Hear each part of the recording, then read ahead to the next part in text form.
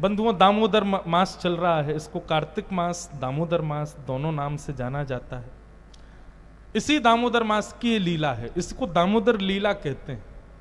ठाकुर जी आज प्रातःकाल उठकर के यशोदा मैया की गोद में जाके बैठे और कुछ लीला कर रहे थे। पता नहीं ठाकुर जी ने, जैसी मैया ने एक दूर गई सो ठाकुर जी ने एक मटकी फोड़ दी। वो मटकी यशोदा मैया की पर सास के जमाने की।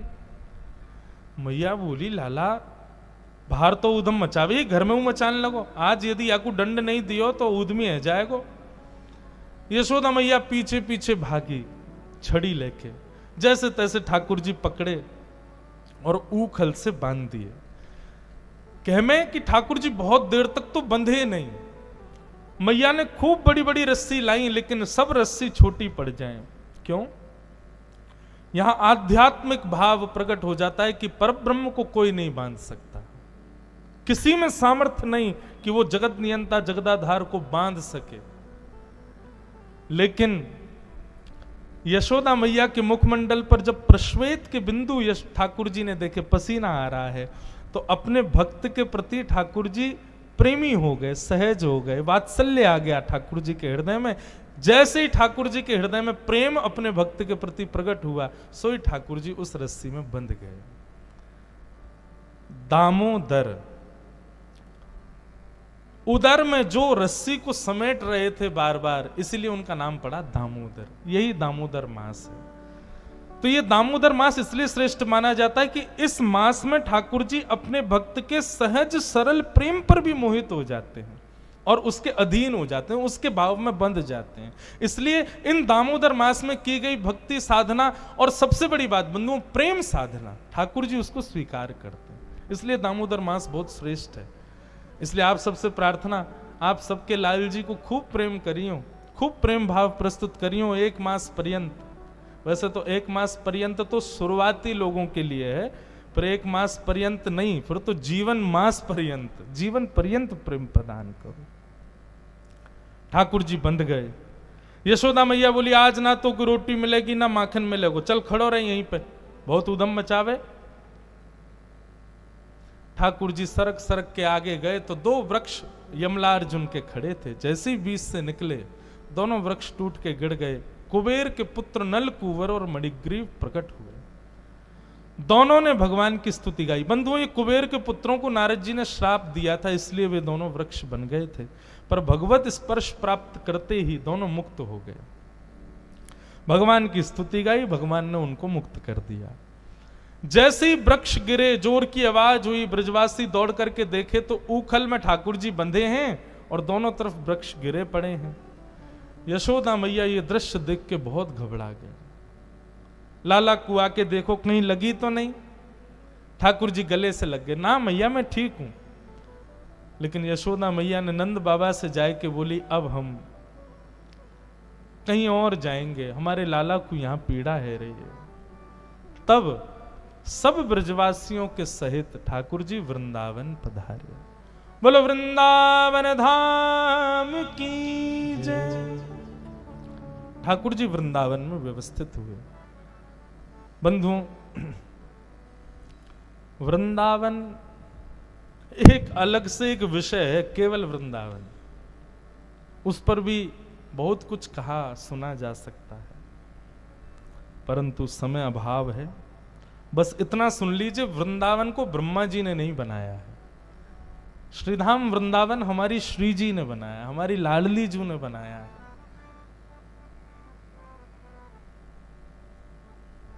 वृंदावन के कई अनंत रसिक जन सब भाव व्यक्त करते हैं।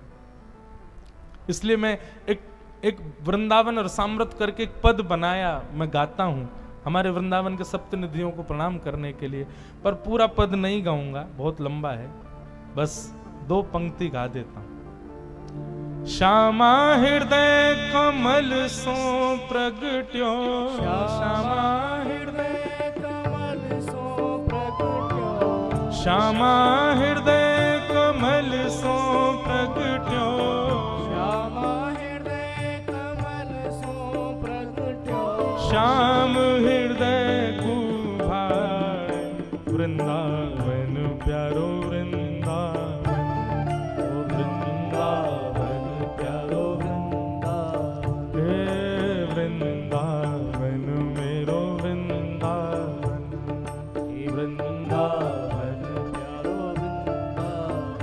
श्यामा हृदय कमल सो प्रगट्यो, श्यामा हृदय कमल सो प्रगट्यो, और श्याम हृदय को भाई वृंदावन प्यारो वृंदावन,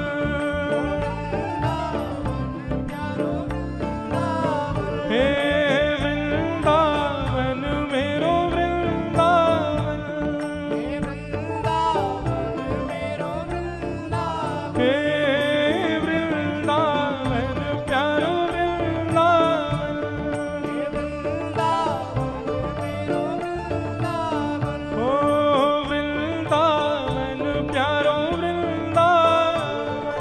वृंदावन प्यारो वृंदावन। बोलो वृंदावन धाम की। हमारे वृंदावन में सप्त निधि बताए जाते हैं। गोविंद देव जी, गोपीनाथ जी, मदन मोहन जी, राधा रमण जी, राधा वल्लभ जी, बांके बिहारी, युगल किशोर, उन सातों निधियों को इस पद में प्रणाम किया गया है। पर अभी समय अभाव, कल सुनाएंगे पूरा पद। तो वृंदावन पहुंचे। बंधुओं, वृंदावन के विषय में श्रीमद् भागवत जी में एक ऐसा शब्द है जो अन्यत्र कहीं भी ठाकुर जी गए वहां के लिए ये शब्द प्रयोग नहीं किया। वृंदावनम संप्रविश्य सर्वकाल सुखावहम। ये सर्वकाल सुखावहम मतलब ठाकुर जी द्वारिका भी गए हैं, ठाकुर जी अन्य अन्य स्थानों पर भी गए, परंतु वृंदावन आकर के सर्वकाल सुखी। जैसे हमारा ऐसा बात होती है ना, बस ये हो जाए जीवन में और कुछ नहीं चाहिए, ऐसे ठाकुर जी का भाव है कि केवल हमको वृंदावन मिल जाए, हमको और कुछ नहीं चाहिए। इतना प्रिय है ठाकुर जी को श्रीधाम वृंदावन। वृंदावन आकर के ठाकुर जी ने अनेक लीलाएं की, अगासुर आदि का वर्णन किया।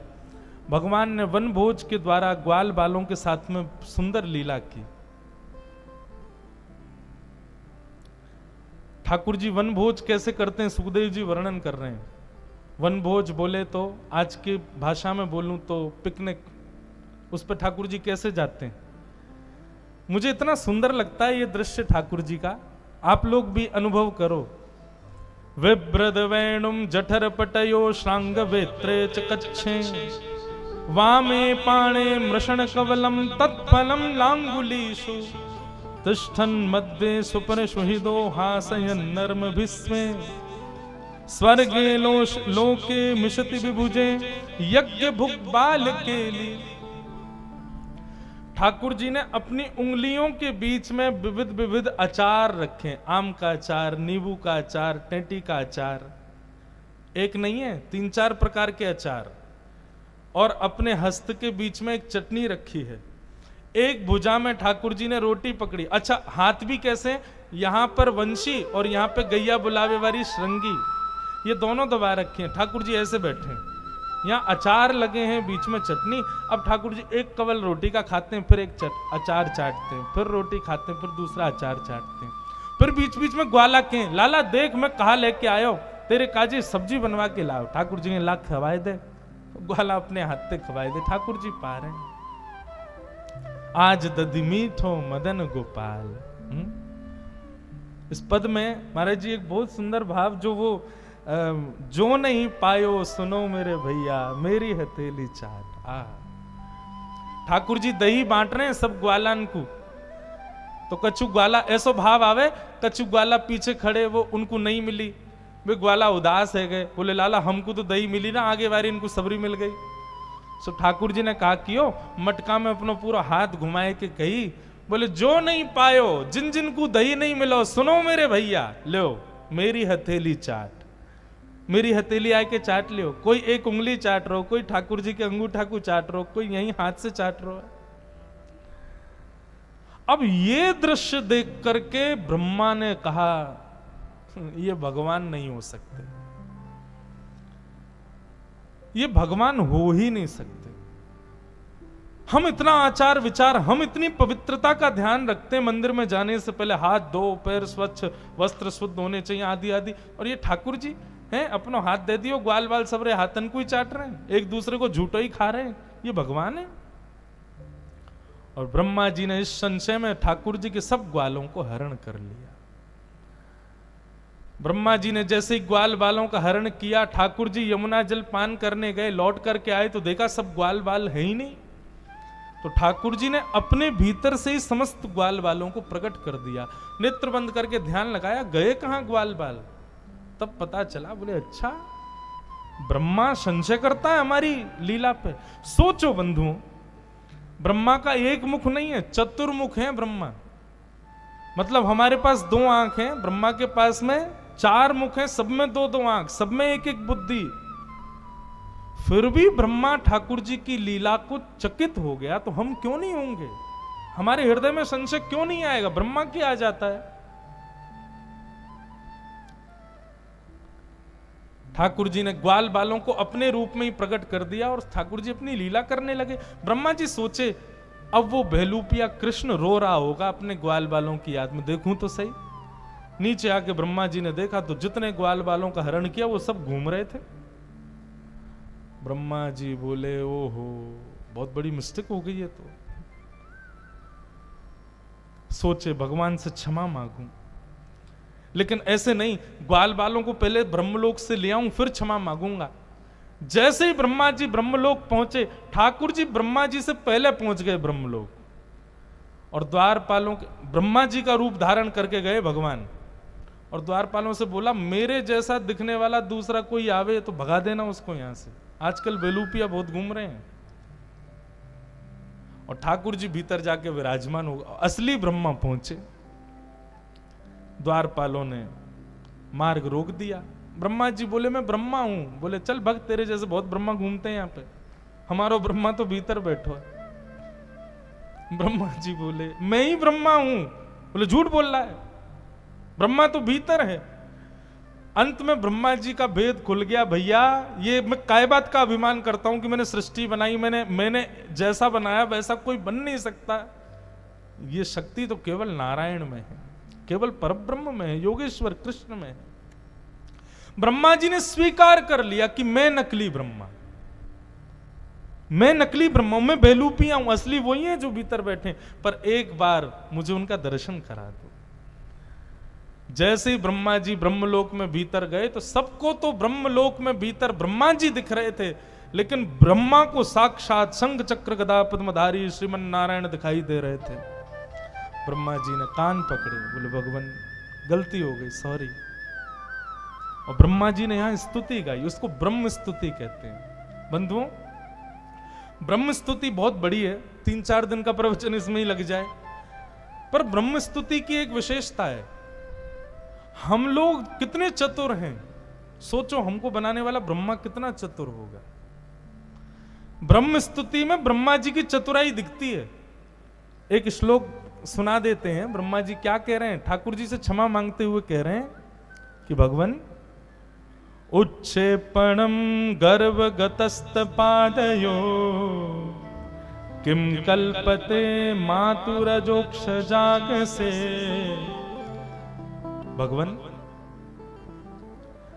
गर्भ में जब बालक होता है मां के, वो कभी कभी हाथ पैर चलाता है तो मां को दर्द होता है। भगवान बोले, हां। तो क्या गर्भ के बालक की उस हाथ पैर चलाने की क्रिया से मां को जब दर्द होता है तो क्या मां अपने बालक से नाराज हो जाती है? भगवान बोले, नहीं। तो ऐसे ही भगवान, ये पूरा ब्रह्मांड आपके उदर में है, और उस उदर का मैं ब्रह्मा भी एक बालक हूं। यदि मैंने छोटी सी गलती कर दी तो आप मुझसे नाराज क्यों हो गए? भगवान, मैं आपके गर्भ का बालक नहीं हूं? भगवान अपलक नेत्रों से क्रोध में भर के ब्रह्मा को देखने लगे। बोले, चतुर तो बहुत हो तुम, बातें बाक पटुता तो बहुत है तुम्हारे पास में, बातें बनानी तो बहुत अच्छी है। एक बात और बताएं बंधु, बहुत अपराध करने वाला व्यक्ति ऐसी बाकपटुता सीख जाता है, सिखानी नहीं पड़ती, आ जाती है उसके अंदर। वो बात बात में बाकपटुता एक होती है, बात कहना और करना भी। लेकिन कई लोग ऐसे होते हैं, उनके पास केवल बातें होती हैं रिझाने के लिए। शास्त्रों में वर्णन है कि प्रवचन देने वाला भगवान को प्राप्त नहीं कर सकता, क्योंकि प्रवचन देने वाला केवल लुभाने के लिए ही प्रवचन देता है। उसका प्रवचन जब खुद पर लागू करे तब ठाकुर जी मिलते हैं। तो इसलिए वक्ताओं को चाहिए जो कहें वो करें, और या फिर वही कहें जो वो करते हैं। उसके अतिरिक्त यदि वो कुछ कहेंगे तो उनकी बात का प्रभाव नहीं होगा। ब्रह्मा जी ने स्तुति गाई, ठाकुर जी नहीं माने, ना रीझे ब्रह्मा जी से। आगे श्रीमद् भागवत में बंधुओं अनेक और कथाएं आई। भगवान की पौगंड अवस्था का वर्णन, ठाकुर जी गौचारण करने जाते हैं उस लीला का वर्णन, धेनुकासुर के वध का वर्णन। श्रीमद् भागवत में फिर आगे ऋतुओं का वर्णन करते हुए वेणु गीत का वर्णन किया। बहुत सुंदर है वेणु गीत। बरहा पीड़म नटवर वपु कर्णयो कर्णकारम विव्रद वासः कनक कपिसं वै जयंतीं चमाला रंध्रान् वेणुवधर सुधया पूरयन् गोप वृंदै वृंदारण्यं स्वपदरमण प्राविशद गीत कीर्ति। वेणु गीत का एक अगर मैं आज की भाषा में नाम लूं तो लाइव टेलीकास्ट। मतलब ठाकुर जी वन में जाके वंशी बजाते हैं और उस वंशी को अपने अपने घर में बैठी गोपियां जब सुनती हैं तो सबके नेत्र बंद हो जाते हैं, और गोपियां जैसे ही नेत्र बंद करती हैं तो प्रत्यक्ष किलोमीटरों दूर ठाकुर जी वन में जो लीला कर रहे होते हैं वो गोपियों को दिखने लग जाती है। ये वेणु गीत है। ऐसे वेणु गीत का वर्णन किया गया। आगे गोपियां सब कात्यायनी पूजा करती हैं, भगवान को पति रूप में मांगती हैं, उसका वर्णन किया। भगवान ने कालिया नाग को यमुना से मुक्त करके भगाया। ये सब कथाएं आई। 2 बार अग्नि का पान किया, दावाग्नि का पान किया।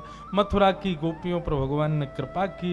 इस प्रकार सब भाव यहां सुनाए गए। और अब प्रारंभ होती है गोवर्धन पूजा। आज ठाकुर जी वन विहार करते हुए गायों के साथ जब वापस आए तो सब घरों में 56 भोग बन रहे हैं। ठाकुर जी ने जाए करके नंद बाबा से पूछी, बाबा ये 56 भोग क्यों बनाए जा रहे हैं?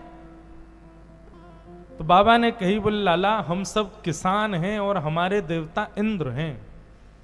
साल में एक बार हम इंद्र की पूजा करें तो इंद्र हमारी पूजा से प्रसन्न होकर अतिवृष्टि, अनावृष्टि, ओलावृष्टि इन सब पर नियंत्रण रखते हैं, तो हमारी खेती बाड़ी बढ़िया चलती है। भगवान बड़े लॉजिकल हो गए यहां पे। ठाकुर जी बोले, हैं इंद्र अकेला चाहे तो ही खेती बढ़िया चलती है? कहो पिताजी अगर सूर्य अंतर्धान हो जाए तो, सूर्य कभी प्रकाश ही नहीं दे तो खेती हो जाएगी? नहीं होगी। तो पिताजी इंद्र के संग संग सूर्य की भी पूजा करनी है। और पिताजी एक और बात, इंद्र की पूजा सूर्य की पूजा करेंगे, कहीं पवन देव नाराज हो जाएं, वो बहना बंद कर दें तो खेती होगी? बोले नहीं, तो इसलिए पवन देव की भी पूजा करो। और हाँ पिताजी, इंद्रदेव, पवन देव, सूर्य देव ये तीनों की पूजा हुई और कहीं वरुण देव सूख गए तो फिर क्या होगा? उनकी भी पूजा करो। और पिताजी रात्रि में चंद्रमा अंतर ध्यान हो गया तो, चंद्रमा यदि शीतलता नहीं देगा तो भी वनस्पति खराब हो जाएगी, चंद्रमा की भी पूजा करो। लाला तू कहनो का चारो है? बोले मैं ये कहना चाह रहा हूं पिताजी, 33 कोटि देवता हैं, सबकी सहायता से ही पृथ्वी चलती है, किसी एक देव की कृपा से नहीं होता सब। देव देव आलसी पुकारा, जो देवताओं के भरोसे पड़ा रहता, कर्म नहीं करता, वो आलसी है। पिताजी हमारे कर्म में अधिकार है हमको सुख दुख देने का, देवता नहीं करते कुछ भी। हाँ देवताओं को भजा जाता है, पूजा जाता है ताकि देवता सहायक रहें, पर कार्य सिद्ध देवता करें ये गलत है। कार्य की सिद्धि देवता नहीं करेंगे, वो तो हमको ही करना पड़ेगा। और पिताजी एक देव को पूजोगे तो दूसरा नाराज होगा, दूसरे को पूजोगे तो तीसरा नाराज होगा, ऐसा करो ना कि सब देवता प्रसन्न हो जाएं। बोले वो कैसे होगा लाला? बोले जड़ में पानी डालो पूरा वृक्ष हरा भरा हो जाता है। ठीक वैसे ही 33 कोटि देवताओं के मूल आधार श्रीमन नारायण हैं और वही हमारे ब्रजमंडल में श्री गोवर्धन नाथ के रूप में विराज रहे हैं। साल में एक बार पूजा करनी है, 56 भोग लगाना है तो उनका लगाओ, वे सब देवताओं के मूल हैं। उनको प्रसाद लगाने से, उनको पूजन करने से सब देवता तृप्त हो जाते हैं।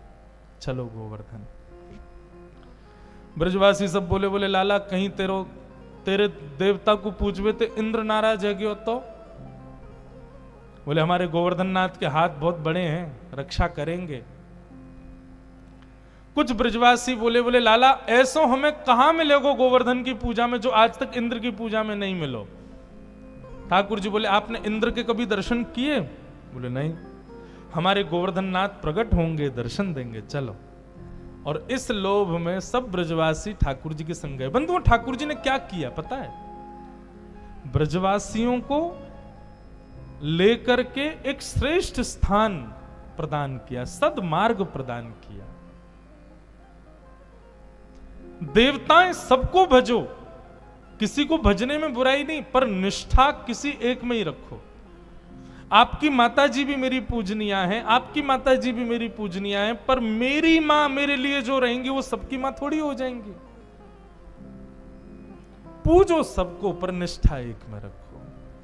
और सब ब्रजवासी ठाकुर जी के साथ गोवर्धन पूजने के लिए जा रहे हैं। एक बहुत सुंदर बात आपने कही कि मोरपीछ दिखने पर ये ना लगे कि मोर पास है, ये लगे कि मोरपीछ है तो जरूर श्याम सुंदर पास है। गौ माता देख करके ये ना लगे कि गौशाला पास है, ये लगे कि श्री कृष्ण समीप है। ऐसी वैष्णव भेष में तिलकधारी या कोई वैष्णव भेषावलंबी दिखाई दे तो ये ना लगे कि कोई संत महापुरुष या कोई महात्मा है। यही भाव हो कि निश्चित ही कृष्ण इनके साथ ही हैं। भावना बहुत सुंदर है। और जो अष्ट सखाओं की आप बात कर रहे थे महाराज जी, मन तो बहुत होता है सब विस्तार से कहें, कई भाव सुनाएं, पर सप्ताह कथा में बंध जाते हैं एक समय की अवधि में, वो पूर्ण करना होता है। इसलिए कई भावों को केवल प्रणाम मात्र करना होता है, नहीं तो अष्ट सखाओं को गाने में तो हम पीछे हटते ही नहीं, खूब गाते हैं, खूब उनके भाव सुनाते हैं। श्रीमद् भागवत के श्लोकों का जो भाव हम बता करके नहीं समझा पाते, वो अष्ट सखाओं के पद समझा देते हैं कि ये भाव। सब ब्रजवासी गोवर्धन पहुंचे, सबने जाकर के परिक्रमा लगाई, मानसी गंगा से श्री गोवर्धन नाथ का अभिषेक किया।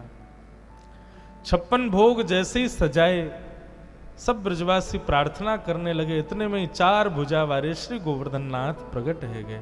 बोलो गोवर्धन नाथ के।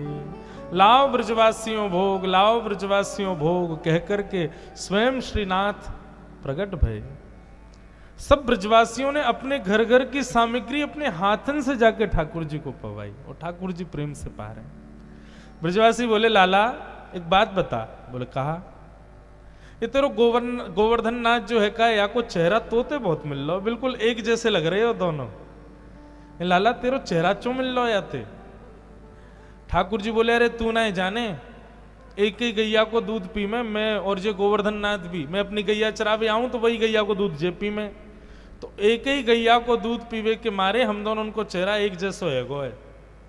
श्री रामा मधुमंगल बोलो लाला दूध पीवे तो चेहरा एक जैसा थोड़ी होए करे। ठाकुर जी बोले चोना हो गए, एक ही माँ के 2 बालक, बहन भैयान के कभी कभी चेहरा मिले ना, क्यों? बोले एक ही मैया को दूध पियो या हमारे मिले। मधुमंगल बोले लाला बात तो तेरी सांची है, लेकिन या हिसाब से तो फिर बछड़ा को चेहरा हमते क्यों ना मिले? वो बछड़ा भी गैया को दूध पीवे, वहां को चेहरा तो मिले ना हमते। लेकिन बंधुओं सबसे बड़ी बात, ब्रजवासियों से एक चीज सीखो। ठाकुर जी जो कह देते हैं ब्रजवासी उसमें बुद्धि नहीं लगाते। ठाकुर जी कह दें ऐसा तो ब्रजवासी मान जाए हाँ लाला ऐसा ही होगा। यही भक्त को चाहिए। मैंने पहले दिन शायद दूसरे तीसरे दिन कथा में कहा था, भक्ति बुद्धि का विषय नहीं है, तर्क का विषय नहीं है। ठीक है जिज्ञासा होनी चाहिए पर उस पर तर्क नहीं होना चाहिए। प्रेम में तर्क नहीं होता, प्रेम में जिज्ञासा होती है। ब्रजवासी को भी तर्क नहीं कहते, ठाकुर जी जो कहते हैं सहजता से ब्रजवासी सुन लेते हैं। इंद्र को जब पता चला मेरी पूजा बंद हो गई, मैं मूसलाधार मेघों को भेज दिया। और भागवत में तो वर्णन है कैसे मेघ मालाएं आई। बोले सांबर्तक ऋतु आ गई, सांबर्तक मेघ आ गए, जो मेघ प्रलय के समय पर बरसते हैं वो मेघ आए वृंदावन में। आकाश में जैसे ही बादल गरजने लगे, ब्रजवासी बोले हम तो पहले ही मना कर रहे हैं, इंद्र की पूजा बंद मत करो, देखो नाराज है गो। ठाकुर जी बोले जिनकी शरण में आए हो उन पर पूर्ण विश्वास रखो, वो रक्षा करेंगे।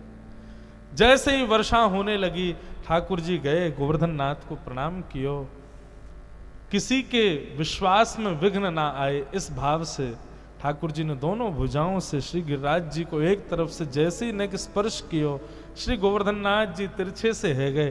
ठाकुर जी भीतर प्रवेश किए, अपने दोनों भुजान से गिरिराज जी को धारण करके मध्य में पहुंचे, और मध्य पहुंचते ही ठाकुर जी ने अपने बाम हस्त की इकन्नी उंगली के नख पर श्री गोवर्धन नाथ को धारण कर लियो। बोल गिरिराज धरण की जय, श्री गोवर्धन नाथ की।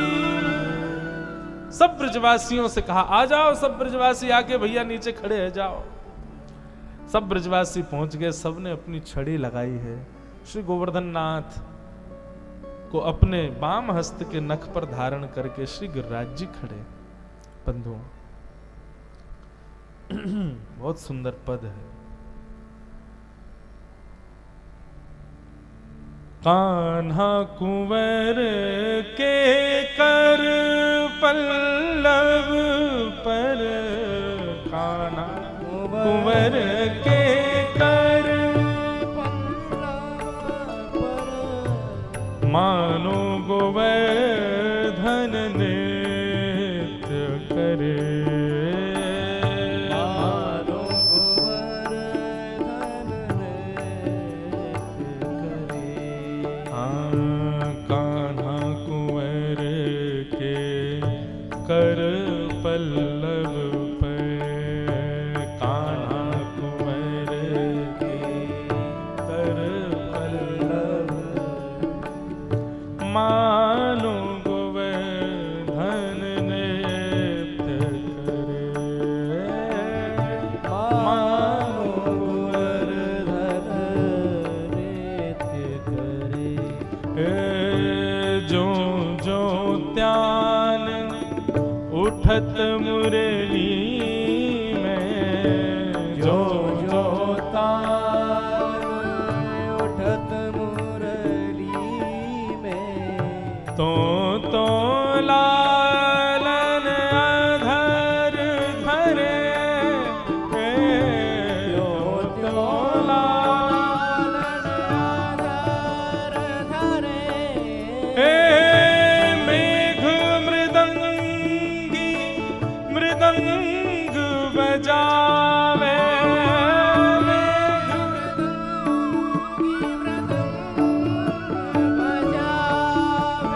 मेघ मृदंगी मृदंग बजावे,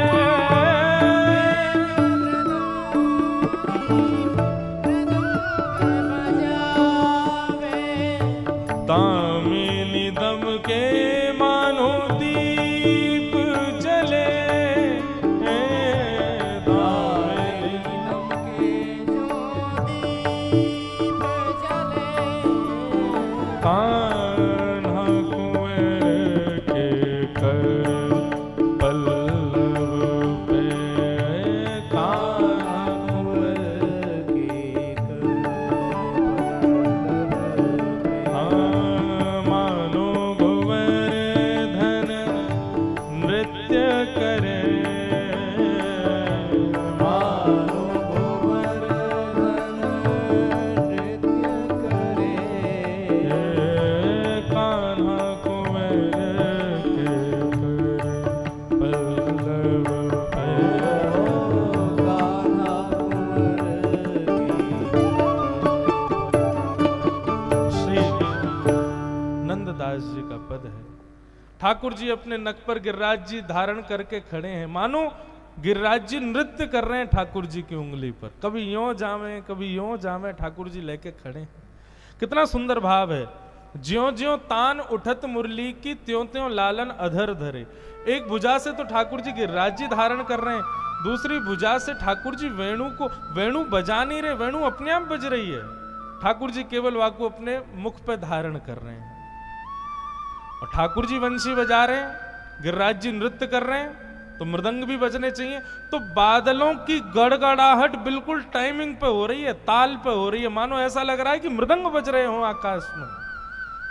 बादलों की गड़गड़ाहट से मृदंग बज रहे हैं, ठाकुर जी की वंशी बज रही है, गिरिराज जी नृत्य कर रहे हैं। दामिनी दम के मानो दीप जले, अंधेरा है तो बीच बीच में जब बिजली कड़कती है तब वो झांकी दिखती है ठाकुर जी की। ग्वाल ताल दे नीको गावे, गायन के जो सुर भरे। ग्वाल ताल दे दे करके नीका नीका गा रहे हैं, सुंदर सुंदर गा रहे हैं, और गाय भी बीच बीच में रम्मा करके मानो स्वर लगा रही है। देत आशीष सकल ब्रज नारी, सब ब्रजवासी आशीष दे रहे हैं, नंद दास के तिमिर हरे। ऐसे नंददास जी को ये भाव है। सब ब्रजवासी ने छड़ी लगाई, मैंने कथा सुनाई, सबन की छड़ी टूट गई। ठाकुर जी ने जैसी उंगली हटाई, ब्रजवासी बोले लाला एक बात तुमको बतानी पड़ेगी, तेरी उंगली में शक्ति कैसे आई? इतना बड़ा गिरिराज पर्वत तेने कैसे उठा लियो? ठाकुर जी बोले हम जय जय, ए मधुमंगल चल प्रणाम कर, जय जय हूं मैं। वो लाला जे बात स्वीकार ना है कि तू जय जय। ठाकुर जी बोले अच्छा एक बात बताओ, जी स्वीकार क्यों नहीं है कि मैं जय जय हूं? तो सब ब्रजवासी बोले लाला तू लाला रहेगो तो केवल हमारो रहेगो, जय जय होगो तो पूरे विश्व को है जाएगो। हमारो लाला पूरे विश्व का ना है, केवल हमारो है, या हमारे तू जय जय ना है। अब सांची बताते हैं गिरिराज जी कैसे उठाए। ठाकुर जी के मानो नेत्र सजल हो गए ब्रजवासियों के प्रेम से। ठाकुर जी कह रहे हैं कछु माखन को बल बढ़ो, कछु गोपन करी सहाय, और श्री राधे जू की कृपा सो मैंने गिरिवर लियो उठाए। कछु तो मेरो माखन को बल आगो मुंह में, और कछु गोपन करी। आप सब गोप ग्वालन ने मेरी सहायता करी। गोप ग्वाल बोले लाला सहायता तो हम कर रहे हैं, लेकिन छड़ी टूट गई तो हमारी सहायता तो लगी ना। ठाकुर जी बोले अरे जे सहायता ना है तुम्हारी तो दूसरी सहायता है। बोले कहा? बोले जब गिरिराज बाबा प्रकट भये तो आप सब उनको और मोकू टकटकी लगा के देख रहे, भैया एक जैसे दिख रहे हैं। वह समय आप सब लोगन की ऊर्जा, आप सबन की शक्ति मोह में आ गई, और आप सब ब्रजवासिन की शक्ति से मैंने गिरिराज जी उठाए ली। ये मैंने एक दिन कथा में बताया, ठाकुर जी श्रेय दूसरों को देते हैं, कभी भी श्रेष्ठ करके अपना नाम नहीं, तुम्हारे बलते ही उठाया मैंने। ब्रजवासी बोले ओ हो, तभी तो हम कहें आजकल घबराहट क्यों आ रही है हमें, हम इतनी जल्दी थक क्यों जाएं, चलते चलते हमारी सांस क्यों फूल जाए, अब तो चली हमारी शक्ति ले गो लाला। महाराज जैसी ठाकुर जी ने ये बात कही, जितने 56 भोग लाए थे सब ब्रजवासी खाने लगे। बलराम जी गए, बोले शर्म ना आ रही है, हमारो लाला खड़ो है, तुम सब रे यहाँ पे जो 56 भोग खा रहे हो। अरे दाऊ दादा तुम्हें ना पता, हम खामेंगे तो शक्ति हम में आवेगी, और फिर हम लाला को देखेंगे तो हमारी शक्ति लाला में चली जाएगी, तभी तो गिरिराज जी उठाएगो।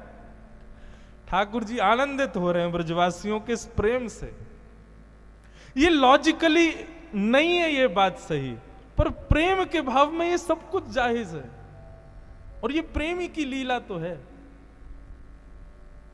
सब ब्रजवासी घी खा रहे हैं और फिर लाला को देख रहे, लाला हमारी शक्ति आ रही है तो मैं खूब घी खा के आए हैं।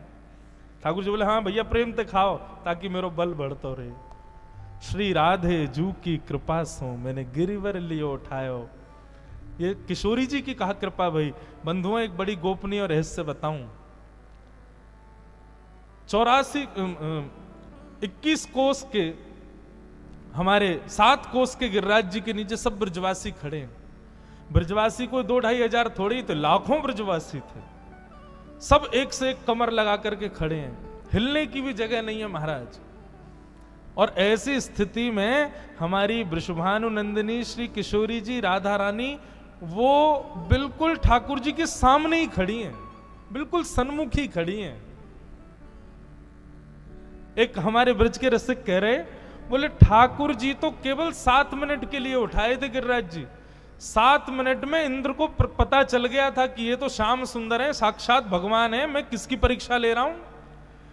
इंद्र ने जैसे ही मेघ मालाएं थोड़ी कम करी ना, तो ठाकुर जी ने इशारा कर दिया, बोले सुन जितनों तो पे भंडार है सब बरसात है। बोले क्यों? बोले अरे तू बरसातो रहेगो तो हम यूं ही खड़े रहेंगे, या बहाने से श्री जी देखवे को मिलेंगी, श्री जी को अपलक नेत्रन से देखवे को ये दर्शन प्राप्त होएगो। श्री राधे जू की कृपा सो, अरे राधे जू की कृपा का, राधे जू को देखवे के मारे ठाकुर जी 7 दिन तक यूं ही खड़े रहे ताकि ये दिखती रहे हमको।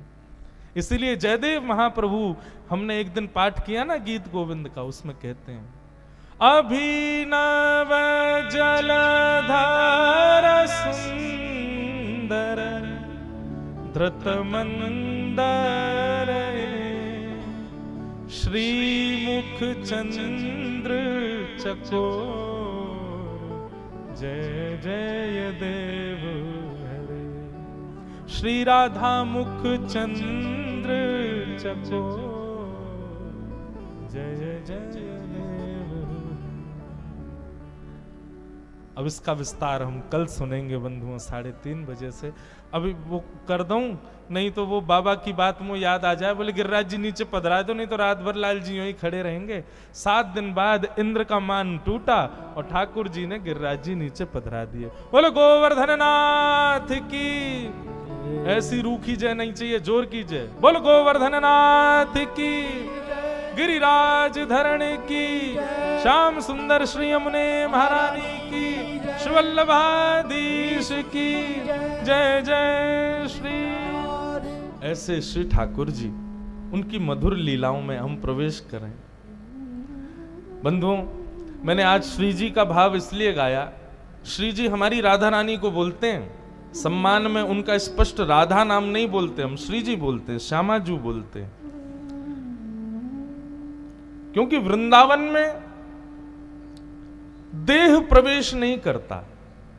आज हम वहां घर पर बैठे थे चिरपाल जी के, तो वहां एक बात हुई, बात चली कि वृंदावन में प्राण त्यागने वाले को स्वर्ग मिलता है। जरा ध्यान से सुनिएगा, वृंदावन के कॉन्सेप्ट्स बिल्कुल अलग हैं, बुद्धि से परे। सबसे पहली बात तो स्वर्ग। स्वर्ग क्या है? स्वर्ग is just like a hotel. आप जितना धन काउंटर पर रिसेप्शन पर जमा कराओगे उतनी देर के लिए आपको कमरा मिल जाएगा, सारी सुविधाएं मिलेंगी, पैसा पूर्ण होते ही आपको चेकआउट करना पड़ेगा। तो इस संसार में आप जितना पुण्य करोगे उन पुण्यों के अनुसार आपको स्वर्ग मिलेगा। एक प्रकार से स्वर्ग सुख भोगने के लिए मिलता है, पर भक्तों की आकांक्षा में स्वर्ग नहीं होता, भक्तों की आकांक्षा में वैकुंठ होता है। वैकुंठ में कोई सुख भोगने को नहीं मिलता, बस श्याम सुंदर प्रत्यक्ष दर्शन देते हैं। पर भागवतीय वैष्णवों के लिए वैकुंठ की भी कामना नहीं है, वो वैकुंठ भी नहीं मांगते। कल मैंने कथा में इसका विस्तार किया था। वृंदावन में प्राण त्यागने वाला कहीं नहीं जाता, वो वृंदावन में ही रहता है। बस वृंदावन का थोड़ा सा रूप बदल जाता है उस व्यक्ति के लिए। अब ये समझाना 1 घंटे 2-4 घंटे का विषय नहीं है। इसको समझाएंगे तो किसी को तो समझ आएगा, किसी के हृदय में शायद हो सकता है प्रश्न और ज्यादा बढ़ जाएं, इसलिए मैं जितना हो सकता है थोड़ा सूक्ष्म में कहूंगा। वृंदावन में प्राण त्यागना, स्वयं महादेव कहते हैं पार्वती जी से कि पूरी सृष्टि में वृंदावन ऐसा है जो 4 प्रकार से व्यक्ति को मुक्त करता है। पहला, जन्म वृंदावन में हो, मृत्यु कहीं भी हो जाए, मुक्ति निश्चित है। वृंदावन की मुक्ति अलग है, वो मैं बाद में क्लियर करता हूं क्या है वृंदावन की मुक्ति। जन्म वृंदावन में, मृत्यु कहीं भी। दूसरा, जन्म कहीं भी, मृत्यु वृंदावन में। तीसरा, जन्म भी कहीं और हो जाए, मृत्यु भी कहीं और हो जाए, लेकिन अंतिम क्षण में वृंदावन की याद आ जाए। चौथा, जन्म भी कहीं और हो जाए, मृत्यु भी कहीं और हो जाए, अंतिम समय में वृंदावन याद भी ना आवे, केवल उस व्यक्ति की शव यात्रा में और उसके अंतिम संस्कार में कोई ब्रजवासी पहुंच जाए, कोई ब्रज का जन्मा पहुंच जाए, तो भी मुक्ति है। लेकिन वृंदावन की मुक्ति है क्या? रसिक जनों की बातें हैं, कह तो रहा हूं, डर डर करके समझ लेना बस। भाग्य बनो, हमारे वृंदावन में कहते हैं, भाग्य बड़ो वृंदावन पायो।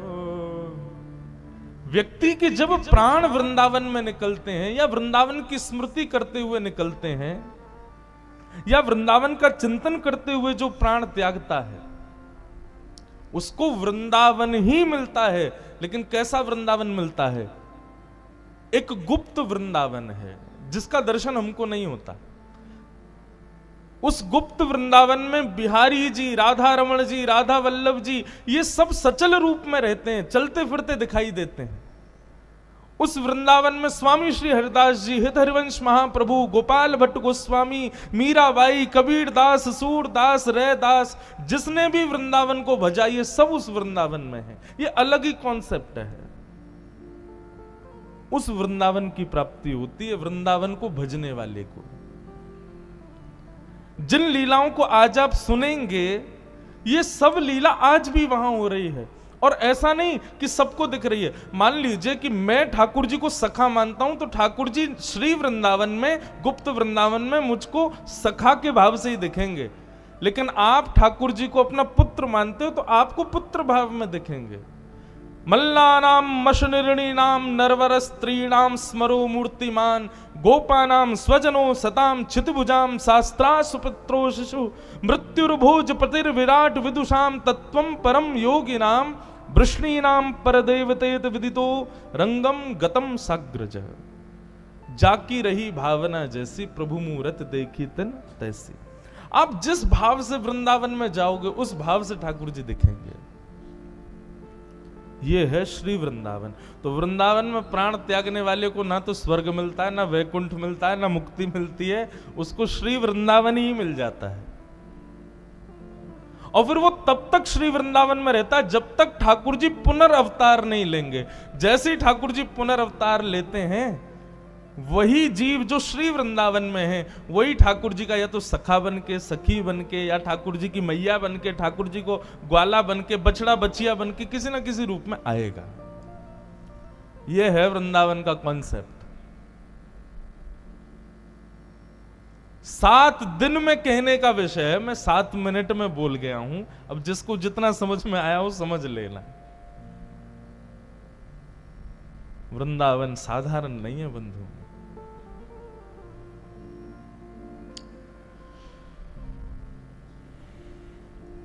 चलो उसी वृंदावन के कुछ दर्शन करें। भगवान का अवतरण हुआ है यशोदा मैया और नंद बाबा के यहां। नंदस्त्वात्मज उत्पन्ने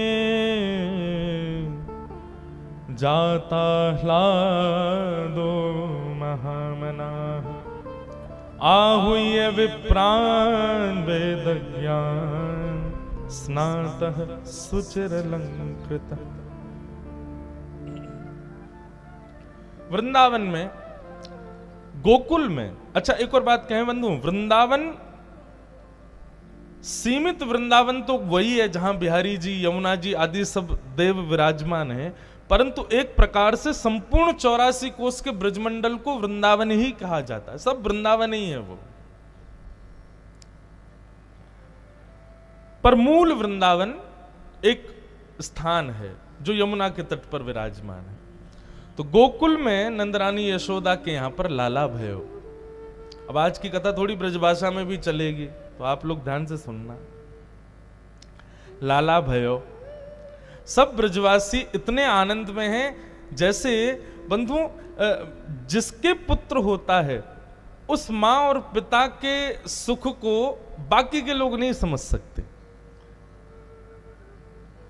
परंतु जितना सुख यशोदा मैया और ठाकुर जी को हो रहा है उतना ही सुख पूरे ब्रजवासियों को हो रहा है। यह बात बड़ी विशेष है। अब जिस दुल्हा का ब्याह है उसको जितनी खुशी होगी बारातीन को थोड़ी होगी, या बारात में नाचने वाले इनको उतनी थोड़ी हो रही होगी। लेकिन ऐसा कैसे हो सकता है कि जितना खुश दूल्हा उतना ही नाचने वाले बाराती? ये केवल तब संभव है जब ठाकुर जी प्रकट हों। ठाकुर जी प्रकट हों। अब कल नंदोत्सव यहां मन रहा था, तो निश्चित है कि केवल चिरपाल परिवार के लोग ही आनंद में थे, नहीं, पीछे तक सब लोग आनंद में थे, सब सुखी थे, सब आनंद में थे। लोग ये भी सोच सकते कथा इनकी हो रही है, इन्हीं कोई सुख मनान दो, ऐसा नहीं, सबको सुख लगता है। यही ठाकुर जी का रूप है। ठाकुर जी किसी स्पेसिफिक एक को सुखी नहीं करते हैं, सबके सुख का विचार करते हैं। सबको सुख हुआ, सब ब्रजवासी इतने आनंद में हैं, इतने, जो सुनता है कि नंद बाबा के लाला भयो, उसके हृदय में इतनी प्रसन्नता होती कि नेत्रों से नीर गिरने लगते हैं। कोई पूछता अरे तू क्यों रो रहा है, बोले पतो ना ऐसा लग रहा है जैसे मेरे ही लाला भयो है, इतना सुख है रहो है। अरे कहां तक कहें बंधुओं, नंद बाबा अटारी से सोने चांदी लुटा रहे हैं, बधाई हो, सब ब्रजवासियों को दे रहे हैं। तो ब्रजवासी लूट नहीं रहे, ब्रजवासी ने जितने नंद बाबा ने सोने चांदी लुटाए, ब्रजवासी लेकर के ब्रजवासी भी पीछे लुटा रहे हैं। मतलब सब नंद बाबा की तरह हो गए। मैं अपनी कथा में एक बात कहा करता हूं बंधुओं, ठाकुर जी जीवन में आएंगे तो क्या क्या होगा आपके साथ। सबसे पहला लक्षण, ठाकुर जी जब जीवन में आएंगे तो संग्रह की स्थिति खत्म हो जाएगी। आप ये चीज रखो ऐसी भावना नहीं रहेगी मन में, मैं कितना दे दूं, मैं कहां कहां इसको लुटा दूं, सबको प्रदान कर दूं। एक बात सुनिए, पैसा उड़ाना वो अलग बात हो जाती है, कहीं ये मत समझ लेना भाई हर चीज हर बात के डबल मीनिंग हो जाते हैं, तो कहीं ऐसा मत ले लेना। मुझे बहुत सावधान करते हुए बातें कहनी पड़ती हैं, क्योंकि कई बार कई लोग गलत मीनिंग भी ले लेते हैं। ठाकुर जी जब जीवन में आएंगे तो संग्रह की स्थिति नहीं रहेगी। ऐसा लगेगा, इतना इतना उदार मन हो जाएगा, इतना प्रसन्न मन हो जाएगा कि आपका मन होगा बस अब सब दे दूं मैं, मुझे कुछ नहीं चाहिए, कोई भी खाली हाथ ना जाए, सब लेकर के जाओ। ठाकुर जी जीवन में आएंगे तो ऐसी स्थिति होगी। दूसरी बात, ठाकुर जी जब जीवन में आएंगे आप अपने देहाभिमान से शून्य हो जाओगे, तन की स्थिति नहीं रहे। अभी आपको ध्यान रहता है कि मुझे बाल काटने हैं, मुझे अपना रूप संवारना है, मुझे अपने वस्त्र संभालने हैं, मतलब आपका देह अभिमानी है। लेकिन ठाकुर जी जीवन में आएंगे तो फिर यह स्थिति नहीं रहेगी, आप अस्त व्यस्त भाव में ही रहोगे। मीराबाई, भक्तिमती मीराबाई, दूधा जी के खानदान में प्रगटी एक राजकुमारी, लेकिन उसको अपने तन की सुध नहीं, अपने वस्त्रों को संवारने में उनको सुख नहीं। मीराबाई कहती है ये सजना सवरना संभालना, इससे संसार के लोग लोभित होते हैं, ठाकुर जी नहीं, मैं तो वो करूंगी जिससे श्याम सुंदर प्रसन्न रहे।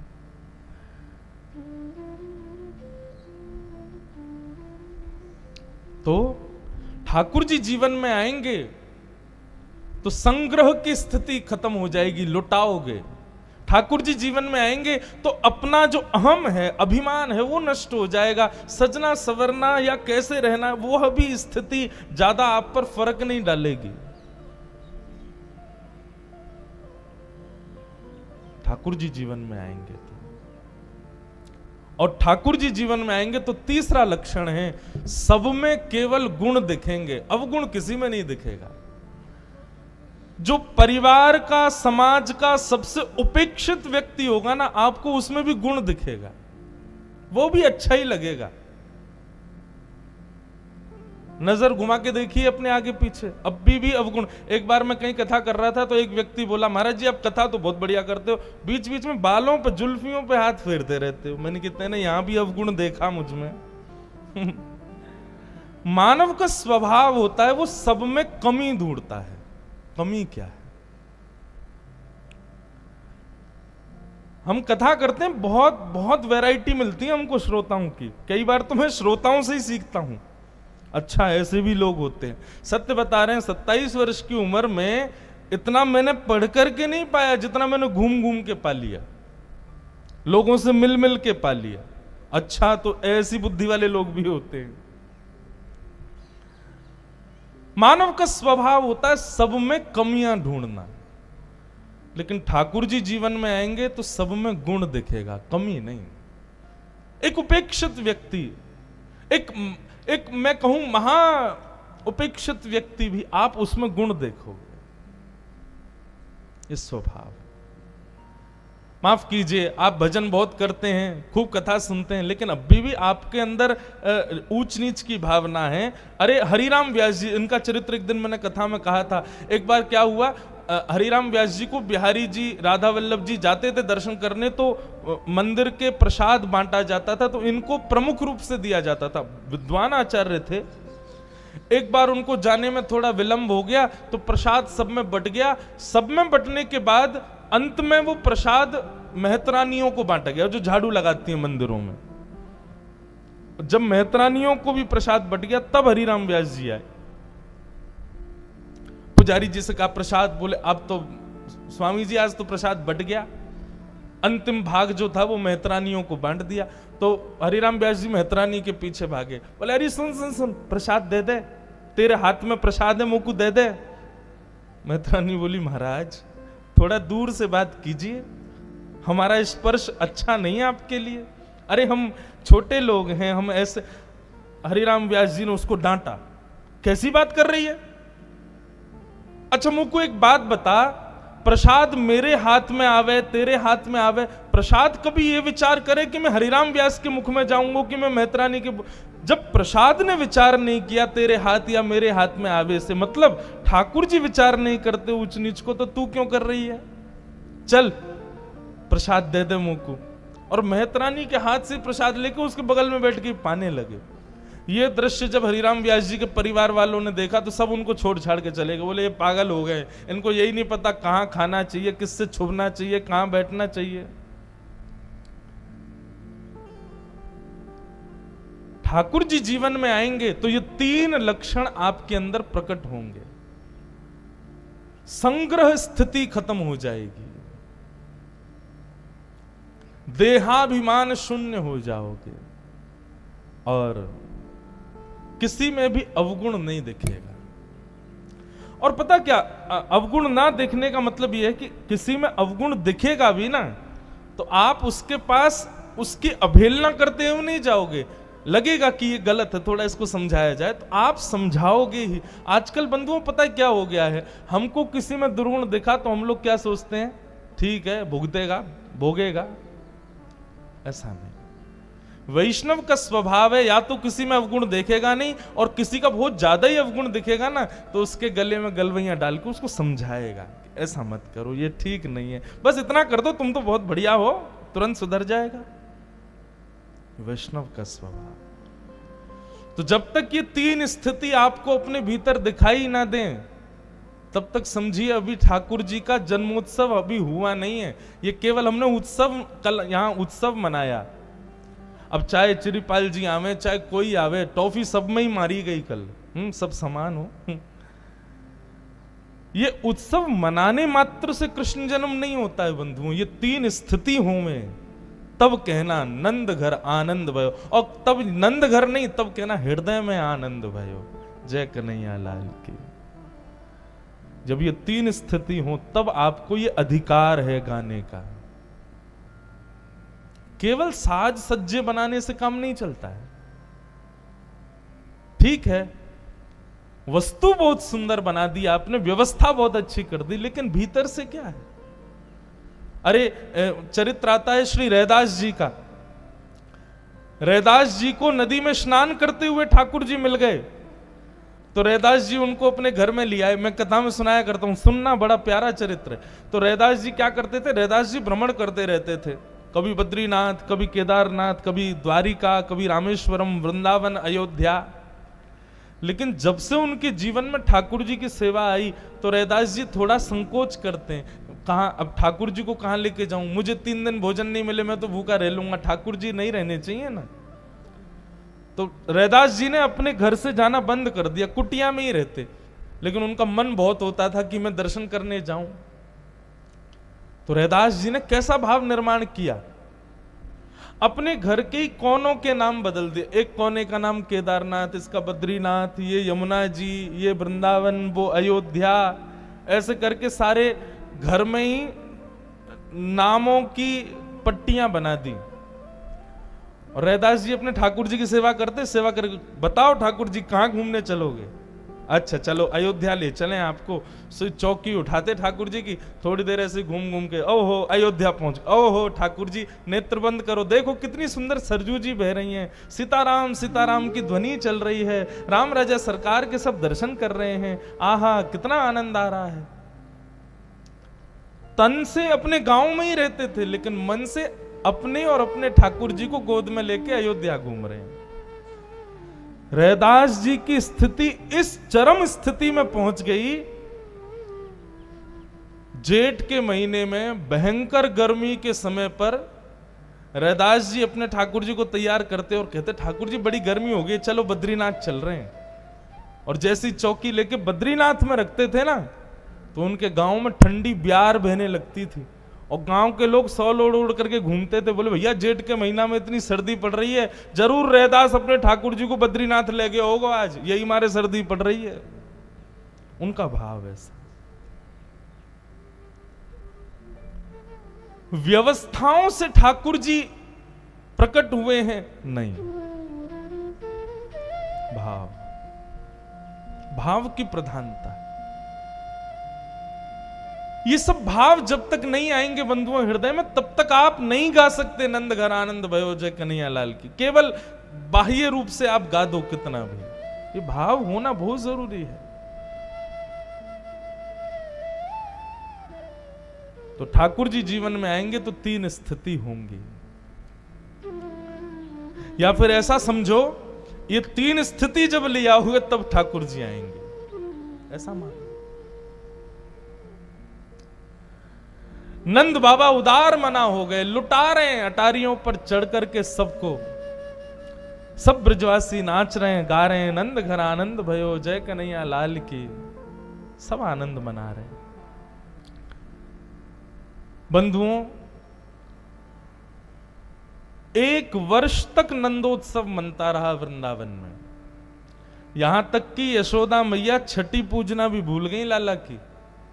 हमारे वृंदावन में आज भी कई मंदिरों में जन्माष्टमी से 1 दिन पहले ठाकुर जी की छठी पूजी जाती है। और वृंदावन में तो कहीं नहीं तो नाथद द्वार में श्रीनाथ जी में आज भी जन्माष्टमी से 1 दिन पहले, मतलब सप्तमी के दिन ठाकुर जी का छठी पूजन होता है।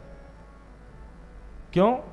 बोले 1 वर्ष तक इतना उत्सव मना कि यशोदा मैया को तब याद आई जब लाला की प्रथम वर्षगांठ आई। बूढ़ी बूढ़ी मैयाओं ने जाके ही बोले मैया कल तो अष्टमी है, लाला 1 वर्ष को है व्यवहार हो। यशोदा मैया बोली अरे इतनी जल्दी 1 वर्ष है गयो? बोले हाँ कल लाला 1 वर्ष को हो जाएगो।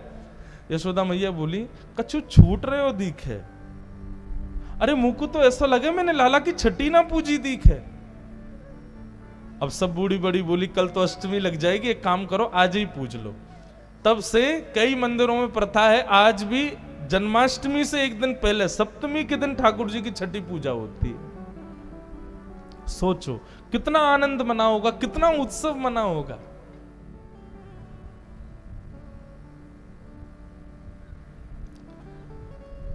पूतना ने जैसे ही नंद भवन में प्रवेश किया, यशोदा मैया ने जब पूतना के सौंदर्य को देखा, बंधुओं मानव का स्वभाव होता है, व्यक्ति चाहे कैसा भी हो, सुंदर है तो विश्वास सहज होता है, ये मानव का स्वभाव है। ड्रेसिंग सेंस अच्छा हो, रूप थोड़ा सुंदर हो, तो हम लोग उस पर थोड़ा, आप भी स्वीकार करोगे, सामान्य से ज्यादा विश्वास करते हैं। एक बात आपको स्पष्ट कर दें, संसार कभी भी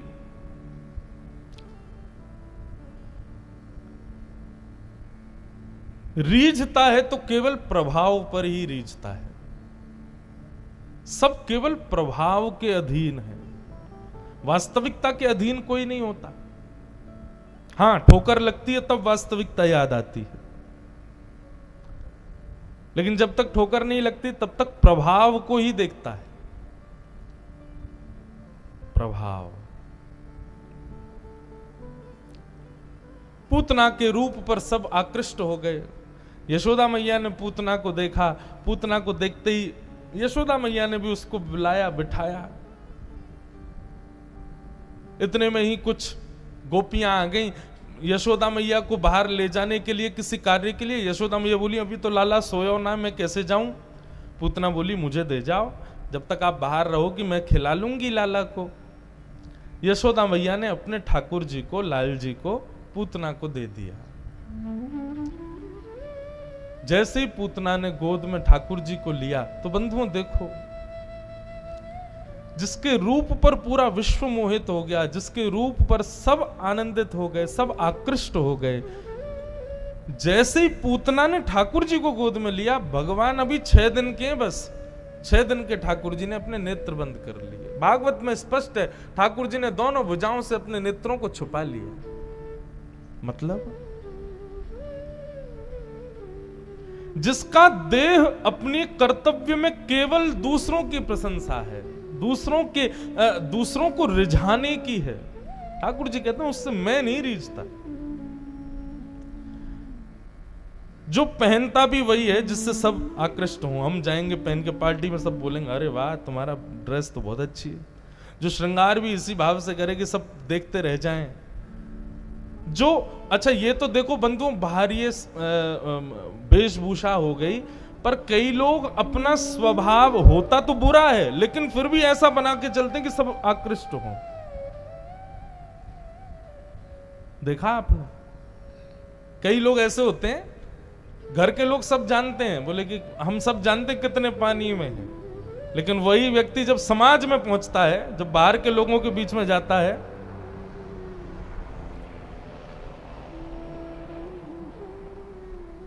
अपने आप को ऐसा बना लेता है। घर वाले भी कई बार कहते हैं देख कितना ढोंग कर रहा है तो नहीं है ऐसा बिल्कुल, फिर भी देख क्या दिखा रहा है कि मैं कितना बढ़िया हूं। ऐसे लोगों को पूतना बोलते हैं, जो होते तो कुछ और हैं पर रिप्रेजेंट अपने आप को केवल उसको आकृष्ट करने के लिए कुछ और करते हैं।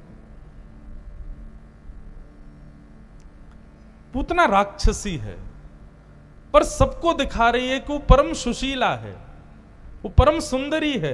ठाकुर जी कहते हैं मुझे यही लोग प्रिय नहीं लगते, और उनको ठाकुर जी कभी नहीं देखते। बंधुओं हम मंदिर में ठाकुर जी को देखने नहीं जाते हैं, हम कई बार इसलिए जाते हैं ताकि हमारे गुण से, स्वभाव से, हमारी भक्ति से ठाकुर जी प्रसन्न हो, ठाकुर जी की दृष्टि हम पर पड़े। लेकिन ये कितना बड़ा दुर्भाग्य है पूतना का, उसको सब देख रहे हैं लेकिन ठाकुर जी नहीं देख रहे।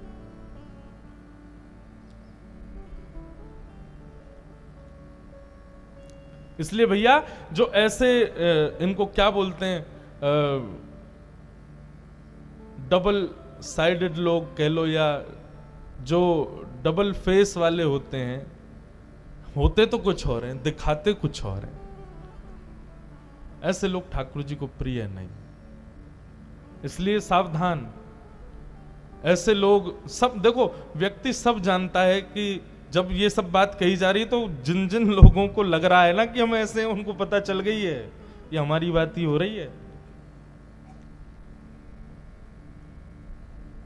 सावधान हो जाओ, अब भी समय है। या तो आप जो बाहर रूप धारण करते हो वो घर में भी धारण करो, वो अपने वास्तविकता में भी ले आओ, या फिर जैसे वास्तविकता में हो वैसे ही सामान्य भी रहने लग जाओ। ये बहलूपिया बनना ठाकुर जी को प्रिय नहीं। भगवान ने नेत्र बंद कर लिए अपने। कितना बड़ा दुर्भाग्य, अभाग्य है पूतना का। ठाकुर जी के इतने पास जाके भी उनके नेत्रों की अधिकारी नहीं बन पाई पूतना। एक कारण तो बंधुओं ये है कि भगवान ने अपने नेत्र बंद किए, कि पूतना अपना रूप बदल करके आई है। दूसरा कारण ठाकुर जी ने पूतना को नहीं देखा, उसके पीछे यह है कि पूतना आई तो आई, रूप बदल के आई तो आई, तैने आकर के मेरे वैष्णव भक्तों को अपनी ओर आकृष्ट क्यों किया, उनका भजन क्यों छुड़वाया। नंद घरानंद भयो जय कन्हैया लाल की कोई कीर्तन थोड़ी है, कोई गाना थोड़ी है, ये भजन ही है भैया ठाकुर जी का। ठाकुर जी के उत्सव में नाचना भी भजन है, ठाकुर जी के उत्सव में गाना भी भजन है, सब कुछ करना भजन है। लेकिन इन सबको तूने अपनी ओर आकृष्ट कर लिया, तो मतलब जो भक्त भगवत भजन कर रहा है और कोई आकर के उसको विघ्न डाल करके वहां से हटाने का प्रयास करे, समझो वो पूतना है।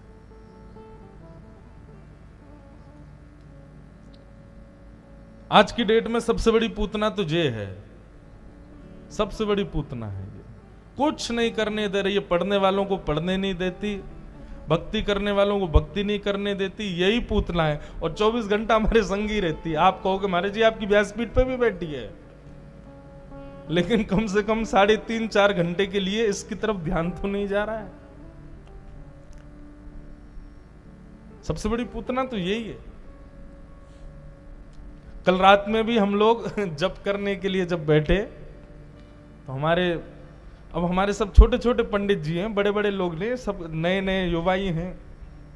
तो मैं जब तो कर रहा था, मेरी दृष्टि इन पर थोड़ी रहती, थोड़ा अब नेतृत्व करता हूं पूरी हमारी सब टीम का, तो थोड़ा मुझे अधिकार देखना पड़ता है सब ठीक है कि नहीं।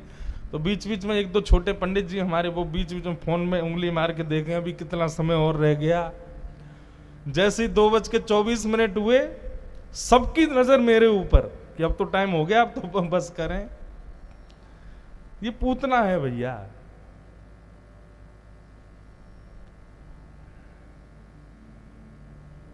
कोई स्त्री नहीं है, कोई व्यक्ति विशेष नहीं है पूतना। ऐसी स्थिति जिससे आप भगवत विमुख हो जाओ, वही पूतना। ठाकुर जी को वो प्रिय नहीं है। हमारे वृंदावन में एक भाव कहते हैं बंधुओं, ठाकुर जी की सेवा में आपसे अपराध बन जाए, भगवान कभी आपसे नाराज नहीं होंगे।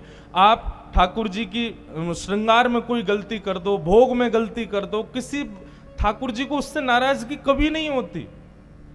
कितनी बार आप लोगों ने अनुभव किया होगा, छोटे छोटे लड्डू गोपाल इनको नहलाते हैं, कभी कभी फिसल जाते हैं, हाथ से गिर जाते हैं, बेचारे लुढ़क जाते हैं नीचे। ठाकुर जी इन सब भावों से नाराज नहीं होते कभी, कोई बात नहीं। हमारे घर के बालक भी तो गिर जाते हैं कई बार। लेकिन ठाकुर जी की नाराजगी का सबसे बड़ा यदि कारण कोई है तो वो है वैष्णव अपराध, किसी भक्त का अपराध। ठाकुर जी को जो ध्या रहा है, ठाकुर जी का जो स्मरण कर रहा है, आप उसमें यदि विक्षेप डालो या उसके साथ कुछ अनुचित करो, वो ठाकुर जी को प्रिय नहीं। इसलिए मैं कथा में कहा करता हूं, आपसे सेवा में अपराध बन जाए तो उसको मत पूछिए कभी, कोई बात नहीं, सबसे बनता है अपराध, पर कभी किसी वैष्णव का अपराध मत करो। कोई भजन कर रहा हो, कोई भक्ति कर रहा हो, कोई ठाकुर जी के समीप जाने का प्रयास कर रहा हो, उसमें विघ्न मत डालो, उसमें बाधक मत बनो, नहीं तो आप ही पूतना हो, ठाकुर जी आपको नहीं देखेंगे। पूतना को नहीं देखा।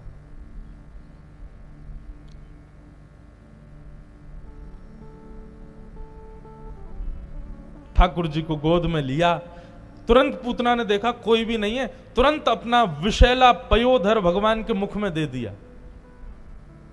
भगवान ने पहले तो उसके विष को पिया, फिर उसके रस तत्वों को पिया, पुण्यों को पिया, पापों को पिया, दुग्ध को पिया। सबको पीते पीते ठाकुर जी ने 10 मिनट बाद प्राणी समम रोष समन्वितो पिबत, जैसे ही पूतना के प्राण निकालने प्रारंभ किए, व्यक्ति कितना भी सुंदर बन ले जीवन भर, मृत्यु के समय वो भयभीत ही लगता है, वो भयभीत ही हो जाता है, चाहे कितना भी सुंदर हो। या फिर मृत्यु के समय भी वो भयभीत ना लग रहा हो, लेकिन मृत्यु के बाद में सदा उसका भय बना रहता, कहीं दिख नहीं जाए हमको। संसार का प्रेम कैसा है बंधुओं, देखो तो। हम जिससे भी स्नेह करते हैं, प्रेम करते हैं, उसकी मृत्यु के बाद हम रोते भले ही, हम विलाप जरूर करते हैं, कष्ट जरूर होता है, लेकिन यदि वो दिख जाए कभी मृत्यु के बाद, तो आप प्रसन्न होगे कि भयभीत होगे, भाग जाओगे डर के मारे। भूत पिशाच निकट नहीं आवे, महावीर जब नाम सुनावे, ना सेरो घरे सब पीरा, जपत निरंतर हनुमत वीरा। जय हो हनुमान जी महाराज, भगाओ भूत प्रेत आ गए घर में। कैसा प्रेम है हम लोगों का, प्रेम है ही नहीं, केवल और केवल अट्रैक्शन, एक आकर्षण है संसार में हर व्यक्ति से, मेरा आपसे, आपका मेरे से भी। हर स्थिति में केवल और केवल एक एक एक एक अट्रैक्शन ही है। मैं तो स्पष्ट कथा में कहता हूं, प्रेम शब्द संसार में लागू होता ही नहीं है। प्रेम शब्द तो केवल भक्ति में लागू होता है। संसार में तो प्यार शब्द लागू होता है, यहां तो केवल प्रेम। नारद भक्ति सूत्र में श्री नारद जी कहते हैं, प्रेम स्वरूप क्या है? बोले जिसका वर्णन ना हो सके वो प्रेम। मैं कह दूं और आप समझ लो तो समझ जाना कि वो प्रेम तो नहीं है। ना मैं कह पाऊं और ना आप समझ पाओ, वो प्रेम है, वर्णन का विषय नहीं। पूतना के जैसे ही प्राण पिए ठाकुर जी ने, पूतना कुरूपणी होने लगी, भयभीत रूप प्रकट हो गया उसका, जैसे रूप में आई थी वैसी बन गई। अरे बालक छोड़, अरे कन्हैया छोड़, अरे लाला छोड़, चिल्लाने लगी। विशाल विकराल रूप धारण कर लिया पूतना ने। जैसे पूतना अपने रूप में आई, हमारे पूज्य पिताजी कहते हैं, तब पूतना ने अपने नेत्र, तब भगवान ने अपने नेत्र खोले। बोले हाँ अब लग रही है ना, जैसी तू आई थी वैसी बन गई, अब जो तेरा वास्तविक रूप है वो उसमें आ गई है। तब ठाकुर जी ने उसको देखा और मानो नन्हे से गोपाल जी बोल गए, मौसी जी हम तो जाकू पकड़ लें, फिर तो ठिकाने लगा के ही छोड़ें, अब आपको भी ठिकानों ही लगाएंगे। ये बात सुनते ही भगवान ने उसके प्राणों को पी लिया और पूतना का पांच भौतिक देह, विशाल विकराल देह, असंख्य खेतों को अपने में समेट करके नष्ट हो गया।